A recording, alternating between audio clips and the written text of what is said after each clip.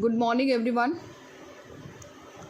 So, it is our last class on the topic globalization, and I hope that it must be very clear to you that the concept of globalization fundamentally deals with the flows.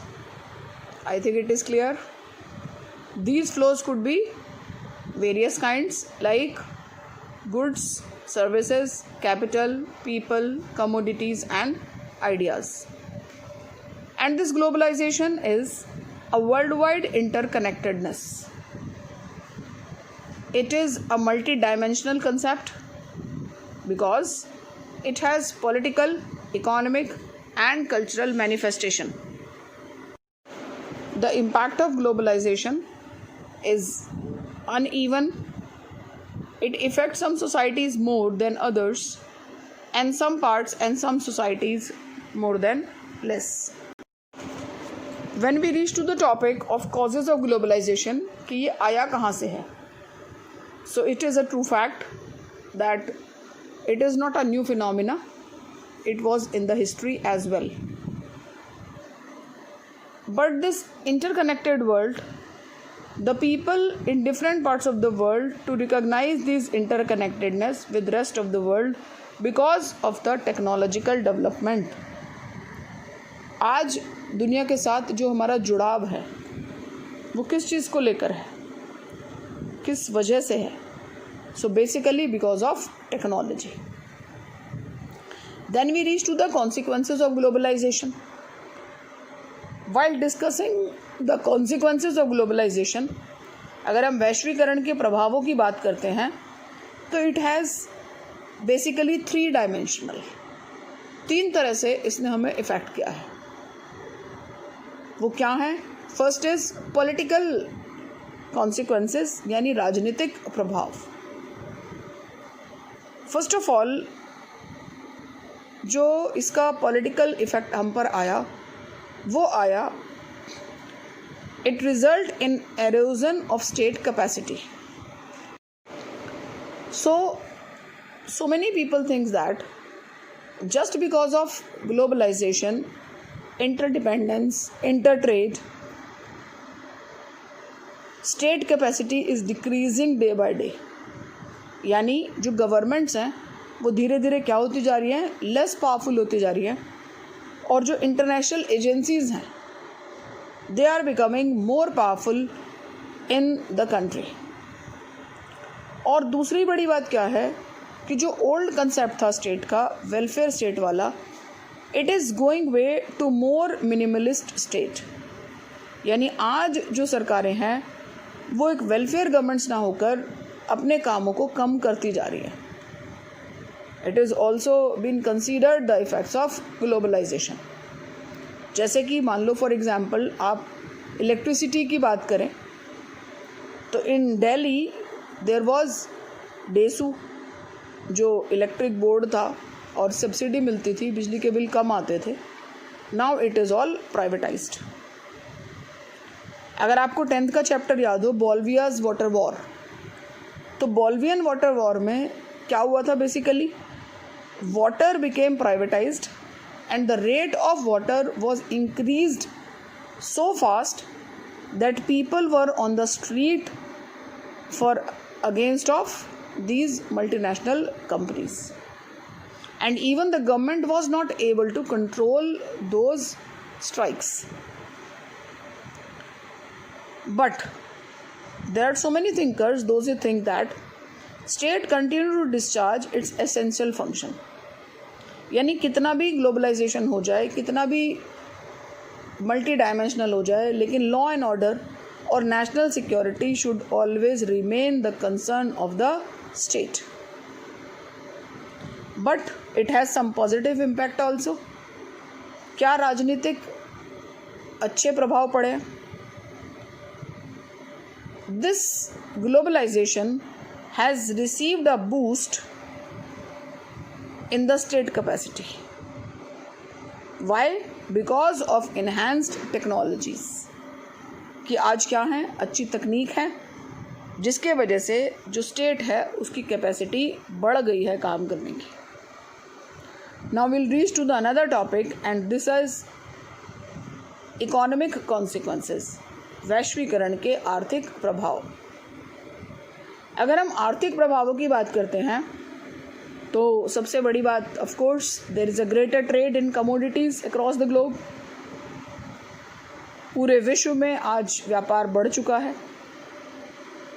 The restriction on the movement of capital across the countries have also been reduced. पहले क्या होता था, एक businessman अपनी country में business कर सकता था, बट नाउ जो कैपिटल इन्वेस्टमेंट है it has no limits. Globalisation has also lead to the flow of ideas across the national boundaries.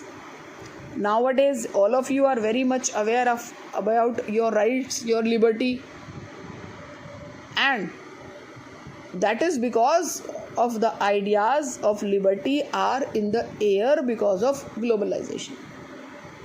आज हर कोई अपनी आज़ादी की बात करता है, my private space, my personal space. You are so young and you also need your space. While in our childhood there was no concept of personal space. तो ये कहाँ से आया concept? Because of globalisation. Everybody is thinking of liberty, सबको अपनी आज़ादी चाहिए।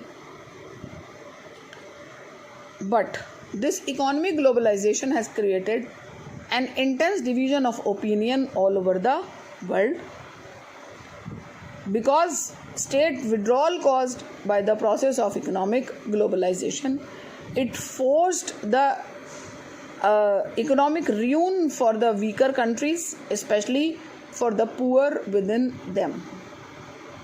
किस आर्थिक वैश्वीकरण की वजह से देशों में गरीबी आ रही है, और स्पेशली उस देश में रहने वाले जो पुअर हैं उनके लिए ये एक तबाही का मंजर ला रहा है। Listen everyone, you all goes to shopping malls. It is free to see all the things. आप सब वहाँ पर displayed होता है, देखना चाहते हैं। Everybody want to be wear branded, but these things are not in the reach of poor people. So what they do? Yes, tell me what they do. Either they will steal, चोरी करेंगे, और they will snatch. आज जो snatching इतनी बढ़ गई है, आज जो इतनी चोरी चकारी बढ़ी है, why so? Because everybody want to have a good living standard, and that good living standard needs money, और फिर वो मनी कहीं से भी आए। So it brought ruin to the societies. Nowadays you find so many people, those who are not good in academics, those who are not good in financial status, but they want to show their higher living standard. Why? Because everybody want to look modernized. Now it increase the momentum towards the interdependence and integration. लेकिन ये बात सच है कि आज हम सब एक दूसरे से जुड़ा हुआ फील करते हैं because of globalisation. There are cultural consequences. अब संस्कृति की बात करेंगे, इस पर क्या प्रभाव आ रहा है? Actually in my previous class I taught you about the cultural homogenisation and cultural heterogenisation. आज एक विश्व संस्कृति डेवलप हो रही है, और उसमें क्या हो रहा है, जो दुनिया की संस्कृतियाँ हैं वो ख़त्म हो रही हैं।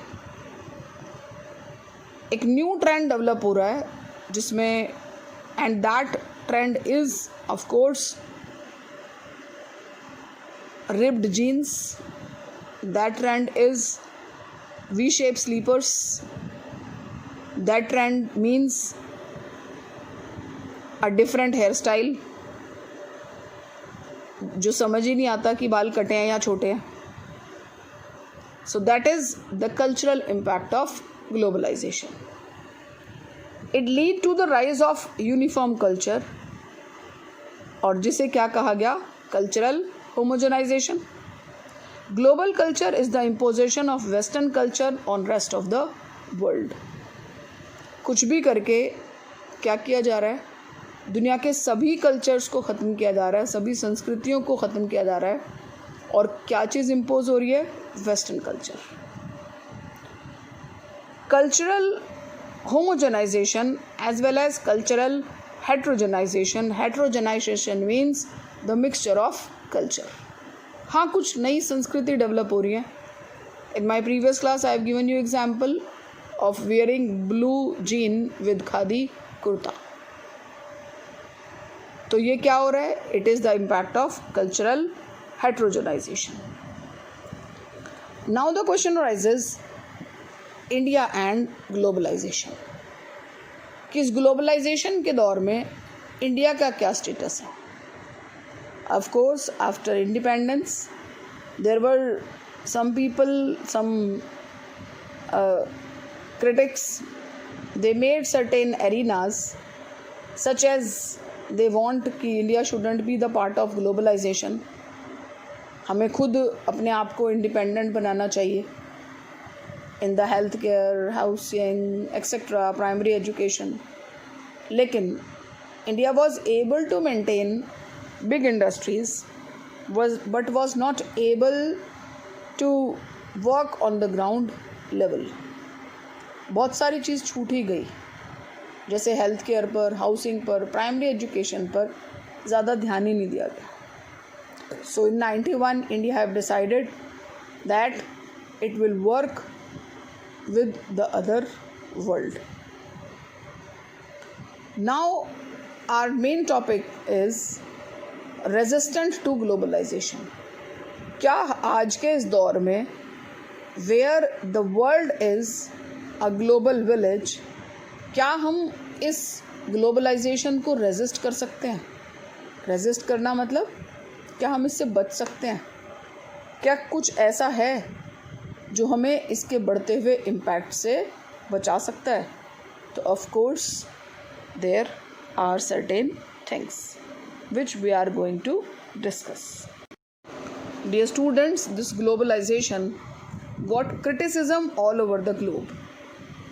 Critics of globalisation make a variety of arguments. Those who are on the left, do you know what are leftist? शायद मैंने पहले क्लासेस में भी आपको बताया था. Leftist are the organisations which are working for the welfare of labours and peasants. So those who are left, they argue that contemporary globalisation represents a particular phase of global capitalism that makes the rich richer and poor poorer. इससे क्या हो रहा है कि गरीब और गरीब हो रहा है और अमीर. Weakening of state leads to the reduction in the capacity of the state to protect the interest of the people. तो जो लेफ्टिस्ट आइडियोलॉजी वाले लोग हैं उनको लगता है कि स्टेट इज़ बिकमिंग वीक, और स्टेट वीक हो जाएगा तो जो वेलफेयर प्रोग्राम्स थे पुअर के उनको कम किया जाएगा. While जो पॉलिटिकल राइटिस्ट हैं, now do you know who are rightist? Rightist are the people those who are in the favor of industrialization. ये समाज का बिजनेस क्लास है. सो जो पॉलिटिकल राइटिस्ट हैं, they express anxiety over the political, economic and cultural effects. In political terms, they fear that weakening of state. Economically, they want to return to self-reliance and the protectionism. Actually, nowadays you see that there is a big competition for each product. मतलब एक biscuit लेने जाएंगे तो उसकी भी 100 variety available होंगी. इस सब में क्या होता है कि जो लोकल ब्रांड्स हैं वो compete नहीं कर पाते. तो ऑफ कोर्स जो बिजनेस क्लास है वो क्या चाहता है? दैट कैपिटल टू कम, पैसा तो आए, but there should not be competition for them in the market. So at least in certain areas economically they want to be self-reliance. Culturally they were worried that the traditional culture will be harmed and people will lose the old age values and ways. तो इसके सांस्कृतिक प्रभावों की जब बात होती है तो लोगों को लगता है कि लोग अपनी संस्कृति पूरी तरह ख़त्म कर देंगे, और आप अपने सराउंडिंग में देख ही रहे हैं. Of course it is happening. It is important to note here that the anti globalisation movement to participate in the global network. Actually ये जो मूवमेंट है ये भी कहाँ से आ रहे हैं? Through the global network. यानी आज पूरे विश्व भर में जो इस ग्लोबलाइजेशन का विरोध हो रहा है, it is also global in nature. यानी सब लोग एक साथ मिलके कर रहे हैं. Aligning with those who feel like them and other countries, many anti globalization movements are not opposed to the idea of globalization, but they oppose to a specific program of globalization which they see as a form of imperialism. और बहुत से लोग इस बात को मानते हैं कि जो प्रेजेंट ग्लोबलाइजेशन है it is leading to imperialism. Imperialism यानी एक नए तरह का उपनिवेशवाद है जिसका बेनिफिट जो है वो बड़े देश और बड़ी कंट्रीज उठा रहे हैं. In 1999, the World Trade Organization ministerial meeting, there were widespread protests of settling allying unfair trading practice by the economically powerful state. It was argued that the interests of developing world were not given sufficient importance in involving the global economic system. There is a World Social Forum. It is also another global platform which brings together a wide coalition composed of human rights activities, environmentalists, laborers, youth and women activists. They have joined their hands in the anti-globalization drive. So, dear students, we have already done the chapter globalization. If we really want to resist it, अगर हम वाकई इसके प्रभाव को कम करना चाहते हैं तो we have to think on it. There are institutions like social welfare institution, there are NGOs, there are intellectuals, those who can aware the public for all ill effects of the globalization. Things are there in the market. It is your choice to have it or not to have it. Of course, ठंडा मतलब Coca Cola नहीं होता.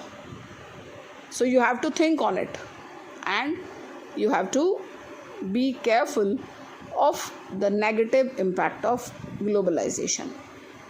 Of course, jeans are cool, but you all know, not in summers. Fine. You all want to have cold drinks, but you know that these are not good for health. तो चीज़ें आसपास हैं, हमें खुद decide करना है कि what we have to do with them. This ends our chapter. Only one chapter is left in the book that I want that we must do that when we'll have regular classes. So only 2 questions are given to you which you have to do. Please do complete all your assignments in the holidays. Thank you very much.